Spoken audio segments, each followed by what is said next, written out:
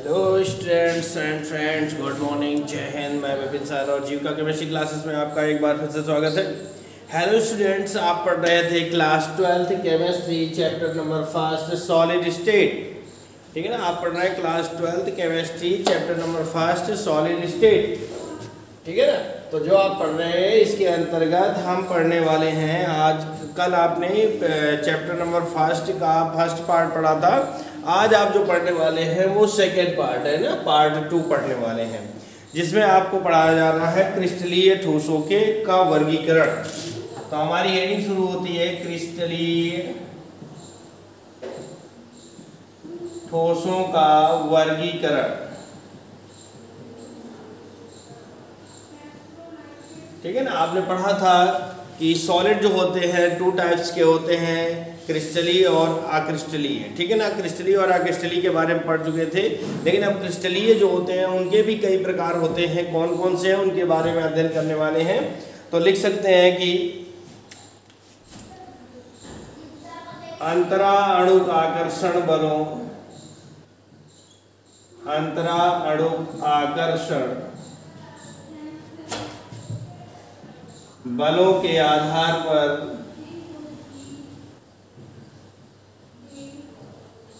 ठीक है ना, अंतरा अणुक आकर्षण बलों के आधार पर अंतरा अणुक आकर्षण बलों के आधार पर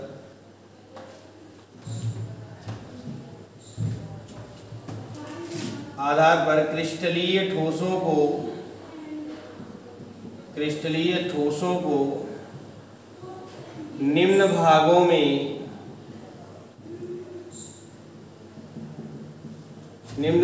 में बांटा जा सकता है। ठीक है ना, क्या कह रहा है कि क्रिस्टलीय ठोसों को निम्न भागों में हम डिवाइड कर सकते हैं अंतराणुक आकर्षण बलों के आधार पर। अर्थात क्रिस्टलीय ठोसों के अणुओं के बीच लगने वाले आकर्षण बल के आधार पर इन्हें हम निम्नलिखित भागों में बांट सकते हैं। तो आइए, फर्स्ट भाग क्या होता है, नंबर 1 पर देखिएगा, आयनिक ठोस। आयनिक ठोस, ठीक है ना, आयनिक ठोस के बारे में अध्ययन करते हैं। तो जैसा कि नाम से पता है, कह रहा आयनिक। ठीक है ना, तो आयनिक का मतलब होता है आयन से, अर्थात ये ठोस जो होते हैं या इस प्रकार के जो ठोस होते हैं आयनों से मिलकर बने होते हैं। और आयन आपको पता है 2 प्रकार के होते हैं, धनायन और ऋणायन। तो चलिए यहाँ पर हम इनको क्या डिफाइन कर सकते हैं, लिख सकते हैं कि इस प्रकार के ठोसों की संरचनात्मक इकाइयां, ठीक है ना, संरचनात्मक इकाइयां जो हैं वो क्या होती हैं, धनायन एवं इकाइयां धनायन एवं ऋणायन होते हैं, या यूं कह दें कि इस प्रकार के ठोस धनायनों और ऋणायनों से मिलकर बने होते हैं। ठीक है ना, किससे बने होते हैं, धनायनों और ऋणायनों से मिलकर बने होते हैं। ठीक है ना, तथा इनके आयनों के मध्य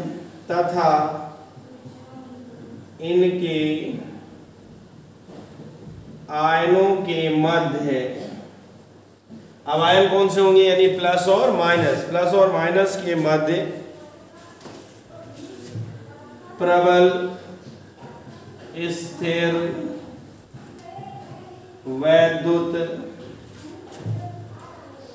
स्थिर वैद्युत आकर्षण बल कार्य करता है। ठीक है ना, कह रहा है इस प्रकार के ठोसों की संरचनात्मक इकाइयां धनायन व ऋणायन होते हैं तथा इनके आयनों के मध्य प्रबल स्थिर वैद्युत आकर्षण बल कार्य करता है। अर्थात इनके अणु आपस में प्रबल आकर्षण बलों द्वारा जुड़े होते हैं। जैसे for example NaCl, KCl, Na2SO4, K2CO3, etc।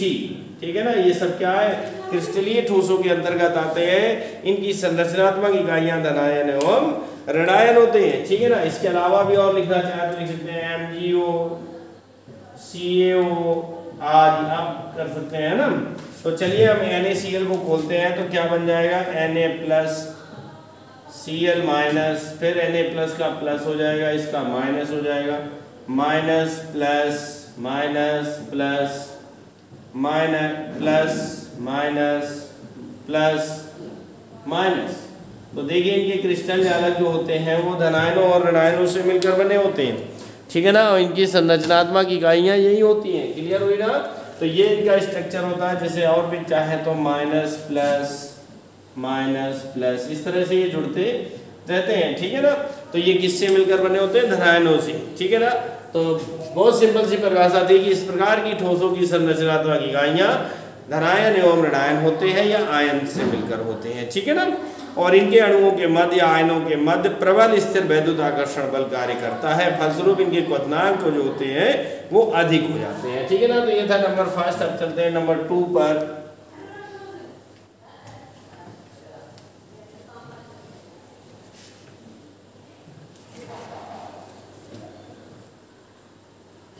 Number 2 पर आता है सहसंयोजी या नेटवर्क ठोस। सहसंयोजी या नेटवर्क ठोस, ठीक है ना। सहसंयोजी या नेटवर्क ठोस होते हैं, इनके बारे में बात करते हैं। लिख सकते हैं इस प्रकार की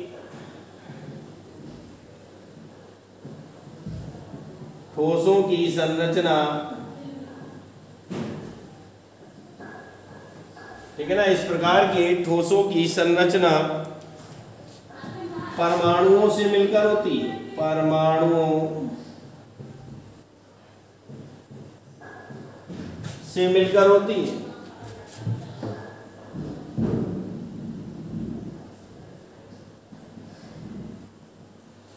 मतलब ये भी कह सकते हैं कि इस प्रकार के ठोसों की जो संरचनात्मक इकाइयां होती हैं वो क्या होती हैं, परमाणु होते हैं, ठीक है ना भैया।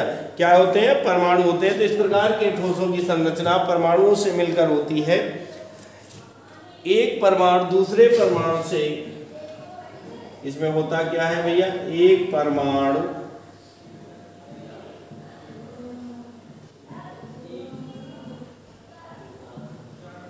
दूसरे परमाणु से, ठीक है ना, एक परमाणु दूसरे परमाणु से सहसंयोजी बंध द्वारा, दूसरे परमाणु से सहसंयोजी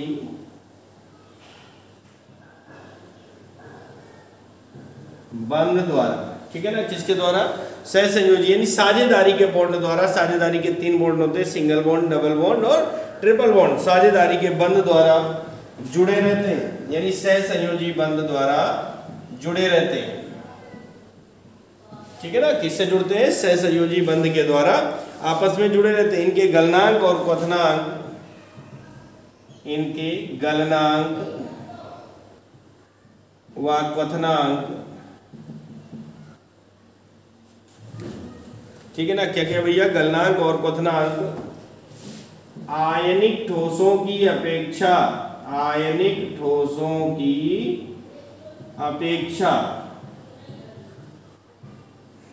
ठीक है ना, आयनिक ठोसों की अपेक्षा कम होते हैं,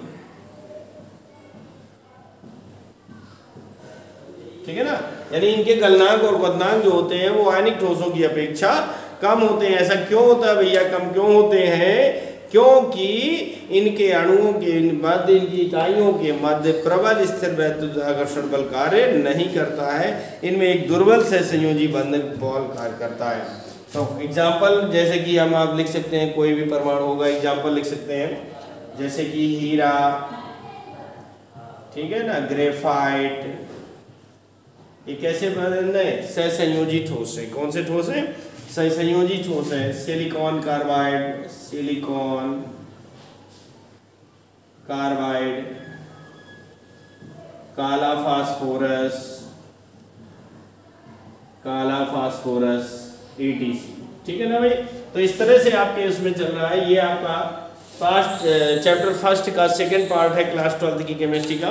तो इस तरह से आपके पास कंटिन्यू वीडियो आते रहेंगे और हमारे चैनल में ऑलरेडी वीडियो अपलोड है हमारा चैप्टर्स के, थोड़ा इसमें मिस्प्रिंट दोबारा से बन रहे हैं, ठीक है। आपके पूरे कोर्स फ्री में हो जाएगा आपका, आप बिना किसी विलंब के। तो आप जो है क्या करें, केवल आपको बना रहना है, ठीक है ना। कहते हैं उत्तिष्ठ जागृत प्राप्य बरा निबोधन, स्वामी विवेकानंद जी ने कहा है उत्तिष्ठ जागृत प्राप्य बरा निबोधन, उठो जागो और तब तक रुको नहीं जब तक लक्ष्य की प्राप्ति ना हो जाए, ठीक है ना। तो आइए इनकी संरचना बनाते हैं। इसमें एक परमाणु होता है दूसरे परमाणु के साथ सहसंयोजी बंध से जुड़ा होता है, ठीक है ना। तो इनकी संरचना कुछ इस तरीके से बनाते हैं। एक परमाणु दूसरे परमाणु से सहसंयोजी बंध के द्वारा जुड़ा होता है, इस तरह से स्ट्रक्चर होता है। ओके, ये बन जाते हैं आइवासन में, ये इस तरह की इनकी संरचना होती है। कोई प्लस माइनस होता नहीं क्योंकि ये साझेदारी के द्वारा बनते हैं, ठीक है ना। अब हम चलते हैं थर्ड पार्ट। दो प्रकार के हो गए हमारे क्रिस्टलीय ठोस। अब हम तीसरे वाले में चलते हैं। नंबर 3 का है जो, उसे हम कह सकते हैं कि आणविक ठोस। नंबर 3 पर हेडिंग हो गई आणविक ठोस, मॉलिक्यूलर सॉलिड बोलते हैं। आणविक ठोस की बात करते हैं। जैसा सहसंयोजी में परमाणु थे, आयनिक ठोस में आयन इकाइयां थी, इसमें क्या हो जाएंगे, अणु हो जाएंगे। क्या हो जाएंगे भैया, अणु हो जाएंगे। तो लिख सकते हैं कि इन ठोसों के क्रिस्टल जालक, इन ठोसों के क्रिस्टल जालक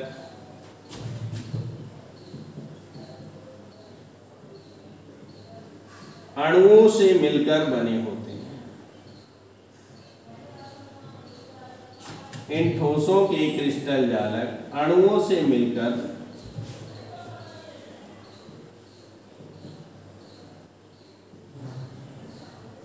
बने होते हैं। किससे मिलकर बने होते हैं भैया, बने होते हैं। तथा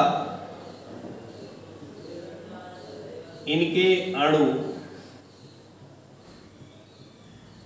एक दूसरे से क्षीण आकर्षण बल द्वारा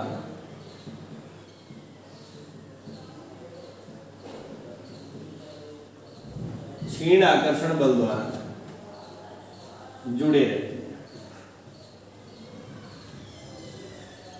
ठीक है ना। क्षीण आकर्षण बल यानी जो अणुओं के मध्य जो आकर्षण बल लग रहा है वो बहुत ही कमजोर होता है, उसमें कोई पावर नहीं होती है, इसलिए कह रहा है क्षीण आकर्षण बल से जुड़े रहते हैं, ठीक है ना। इस आकर्षण बल को, यानी जो आकर्षण बल कमजोर क्षीण आकर्षण बल लग रहा है तो उसको हम क्या कह सकते हैं, इस आकर्षण बल को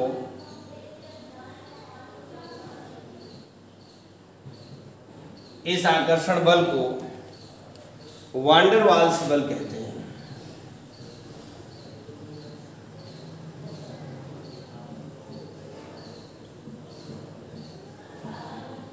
इस आकर्षण बल को वान डेर वाल्स बल कहते हैं। क्या कहते हैं भैया, वान डेर वाल्स बल कहते हैं। तो इनमें जो आकर्षण बल कमजोर है जिसके कारण इनके गलनांक व क्वथनांक बहुत कम होते हैं, ठीक है ना। गलनांक और क्वथनांक जो होते हैं इनके वो बहुत कम होते हैं, ठीक है ना। क्यों कम होते हैं, क्योंकि आकर्षण बल क्षीण होता है, आसानी से टूट जाता है, ठीक है। फॉर एग्जाम्पल है I2 है, Cl2 है, Br2 है, ठीक है ना। Br2 नहीं ले सकते, ये द्रव अवस्था में पाया जाता है। H2 है, O2 है, CCl4 है,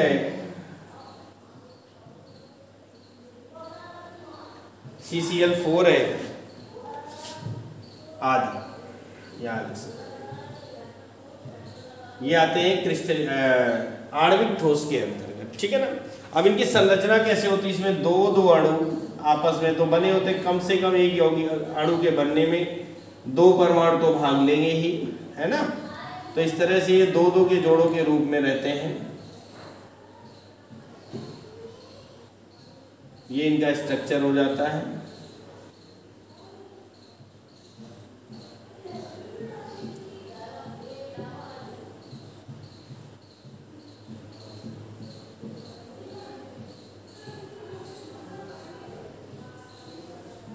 ये इस तरह से, है ना।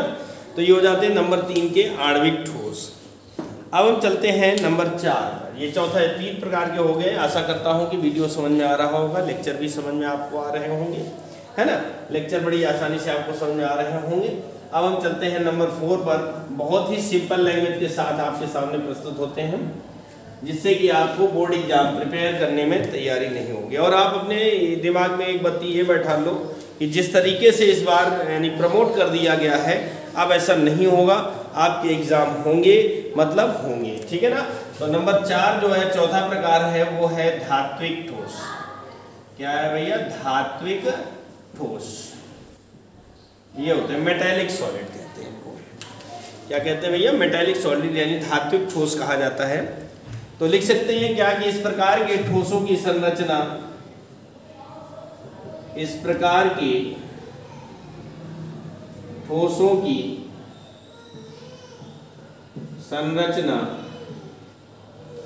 इस प्रकार के ठोसों की संरचना धातु परमाणुओं से होती है। किससे होती है भैया? धातु परमाणुओं से होती है।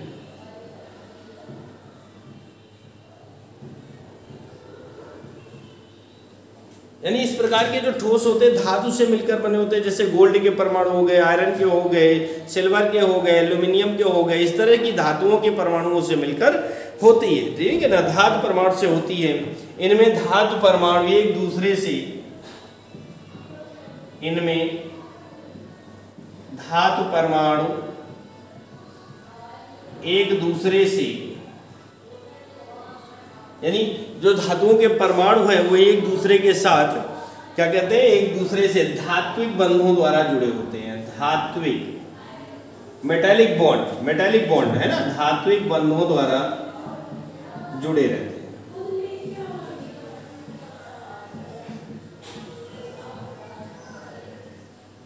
इसके द्वारा भैया धात्विक बंधों द्वारा, मेटालिक बॉन्ड्स के द्वारा एक दूसरे से जुड़े रहते हैं। फलस्वरूप क्या होता है कि इनके गलनांक, फलस्वरूप इनके गलनांक और क्वथनांक, गलनांक व क्वथनांक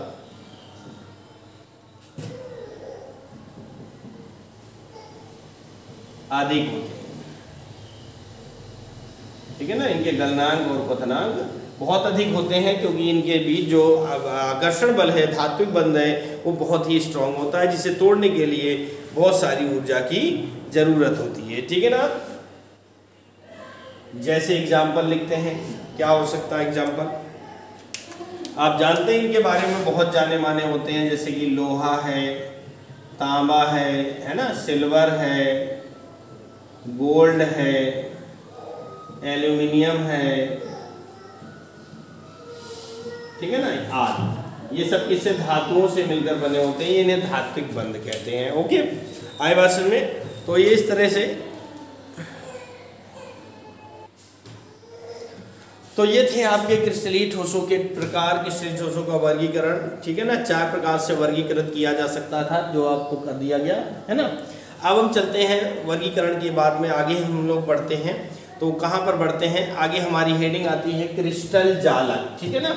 क्रिस्टल जालक क्या होता है? लिख सकते हैं कि क्रिस्टलीय ठोसों का मुख्य अभिलक्षण, क्रिस्टलीय, इसे हम किस प्रकार से परिभाषित कर सकते हैं? क्रिस्टलीय ठोसों का मुख्य अभिलक्षण, मुख्य अभिलक्षण, क्रिस्टलीय ठोसों का मुख्य अभिलक्षण अवयवी कणों की, अवयवी कणों की नियमित पुनरावृत्ति है।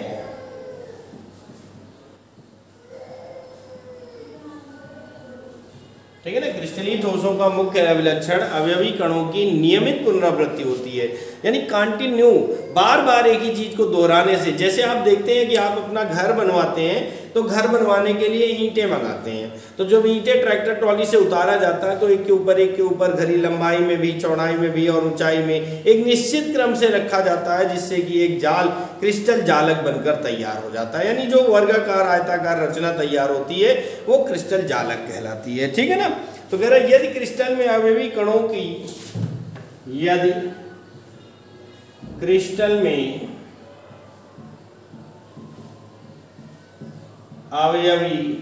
अवयवी क्या होता है? अवयवी कण का मतलब होता है जिनसे वो जालक बना है, जिनसे वो जालक बना है। ठीक है ना। अवयवी कणों को त्रिविमीय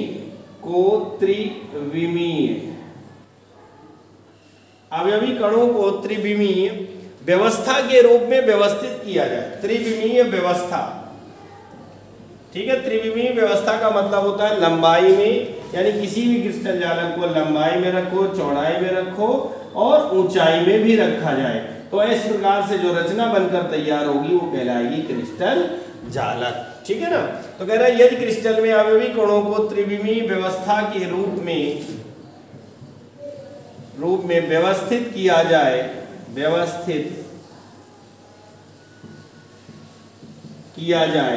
ठीक है ना। किस रूप में त्रिविमीय व्यवस्थित किया जाए? तो इस प्रकार से प्राप्त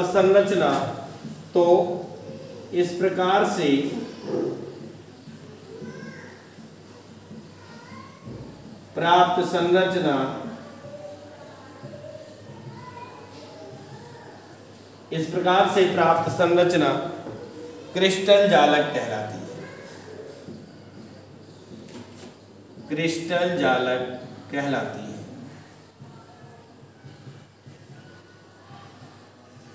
ठीक है ना।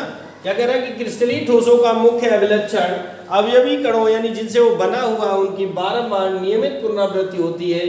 अर्थात यदि क्रिस्टलीय में अवयवी कणों को एक निश्चित क्रम में, यानी त्रिविमीय लंबाई में, चौड़ाई में और ऊंचाई व्यवस्था तीनों क्षेत्रों में, तीनों दिशाओं में वृद्धि करते हुए व्यवस्थित किया जाए, तो जो संरचना बनकर तैयार होगी वो कहलाएगी क्रिस्टल जालक। ठीक है ना। नई लाइन से लिखते हैं कि क्रिस्टल जालक से संबंधित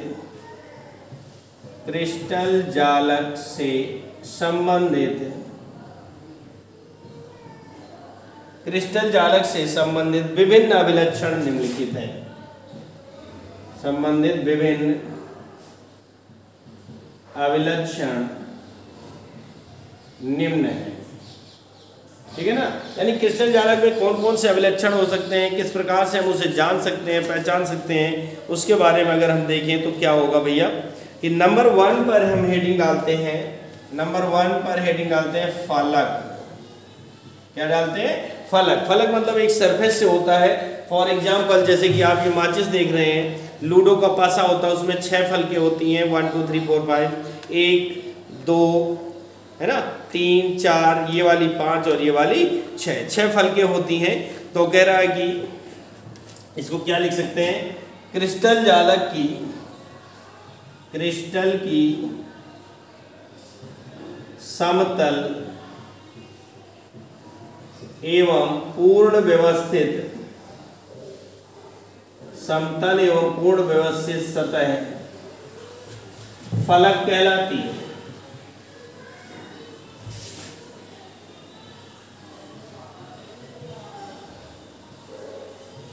क्रिस्टल की समतल एवं पूर्ण व्यवस्थित सतह फलक कहलाती है। ठीक है ना। क्रिस्टल की समतल एवं पूर्ण व्यवस्थित, जिस पर क्रिस्टल को हम टिका सके, जैसे इसको अगर हम यहाँ रखना चाहें तो भी रख जाएगी, ऐसे रख दे तो भी रख जाएगी, ऐसे कर दे, किसी भी प्रकार से अगर हम उसको रख सकते हैं और वो अपने स्थान पर स्थित हो सकती है तो वो कहलाती है फलक। ठीक है ना। अब देते हैं नंबर 2 पर हमारी हेडिंग पड़ती है रूप, यानी संरचना, स्ट्रक्चर कैसा होता है। तो लिख सकते हैं किसी क्रिस्टल की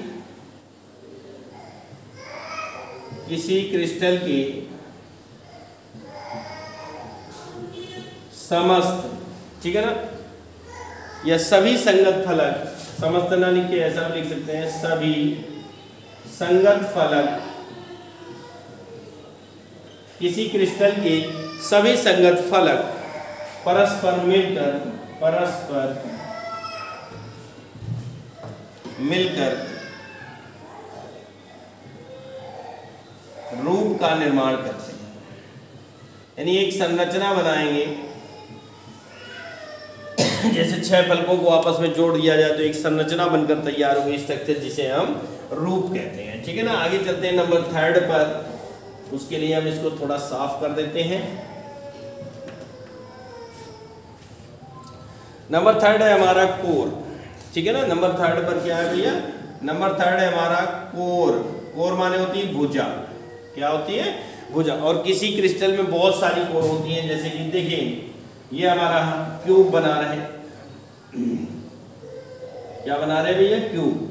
अब इसकी हम भुजाओं को गिनते हैं। कोर बने भुजा होता है 1, ये वाली नीचे वाली 2, ये 3 और ये 4, ये ऊपर वाली 5, 6, 7 और 8, ये वाली 9 हो गई, ये वाली 10 हो गई, ये 11 हो गई और ये 12। इस तरह से किसी भी क्रिस्टल जालक में 12 कोर्स होती हैं। कितनी होती हैं?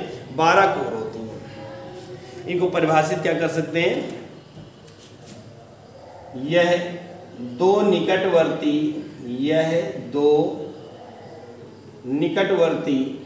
फलकों का प्रतिच्छेद स्थान है। फलकों का प्रतिच्छेद स्थान है। ठीक है ना, अर्थात जहां से जिस रचना के द्वारा दोनों फलकें अलग अलग होती हैं वो कहलाता है कोर। जैसे कि ये वाली भुजा, ये अब इस फलक को और इस फलक को अलग करेगी तो इसे हम कहेंगे कोर। और अगली नंबर 4 पर हेडिंग है क्षेत्र। क्या भैया? क्षेत्र। क्षेत्र क्या होता है कि जब फलकों के, अब जैसे इसमें 6 फलके हैं, 1 2 3 4, ऊपर 5, नीचे 6। अब ये सभी फलकें एक साथ मिल जाएंगी तो एक रचना, एक रूप का निर्माण कर दे देंगी और वो कुछ क्षेत्रफल घेरेगा। जहां रखेंगे तो उस क्षेत्रफल को ही क्षेत्र कहते हैं। तो लिख सकते हैं फलकों के समूह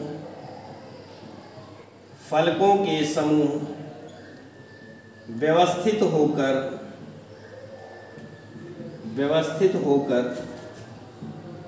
क्षेत्र का निर्माण करते हैं।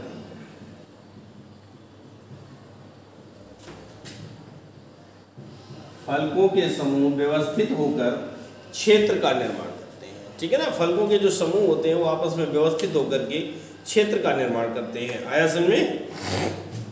तो ये इस तरह से हो गया, संरचना आपकी बन जाती है। और आज की वीडियो में इतना ही। अगले टर्न पर आपको इससे आगे के पार्ट मिलता रहेगा। कंटिन्यू आप हमारे चैनल पर बने रहिए, जिससे कि आपके अच्छे से अच्छे बोर्ड एग्जाम की तैयारी की जा सके। और अगर आप चैनल में नए हैं तो चैनल को सब्सक्राइब करें, बेल आइकन को प्रेस करें। प्ले लिस्ट में जाकर के हमारे और भी चीज़ों के बारे में, general chemistry, general physics, general biology, इन सब के बारे में बहुत सारे क्वेश्चन पढ़े हुए हैं जिन्हें आप डिटेल से पढ़ सकते हैं। ठीक है ना, तो आशा करता हूँ कि आपको वीडियो पसंद आया होगा।